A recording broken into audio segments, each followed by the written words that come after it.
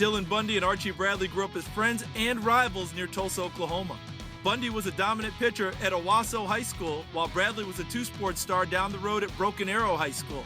In 2011, they watched a Major League Baseball draft together, hoping their dreams would come true. And they did. Bundy went 4th overall to the Baltimore Orioles, the same organization that drafted his brother Bobby a few years earlier.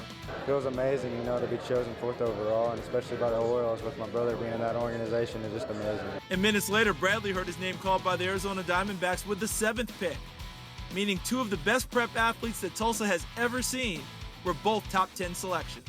My stomach was like the Texas Giant, down in Six Flags. It was going through all kind of loops and turns, and then he finally heard the name, and just, like I said, overcome by emotions and just super excited. Bundy earned a reputation as a power pitcher with pinpoint control.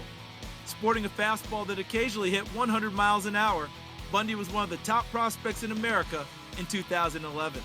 As a senior, he had an ERA near 0 and had 158 strikeouts in 71 innings pitched. He earned several National Player of the Year awards, and he was the first baseball player to be named Gatorade's National High School Athlete of the Year. Bradley, meanwhile, was a top national prospect himself.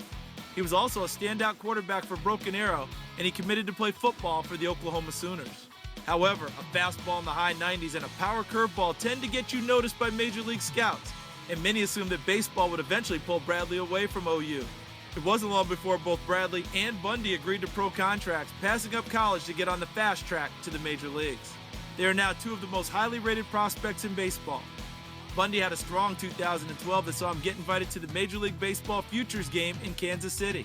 He gave up 3 hits, but didn't allow a run, impressing Hall of Famer George Brett. I don't think he had his best stuff from what I saw, but still he didn't give up a run, and that's a sign of a quality pitcher.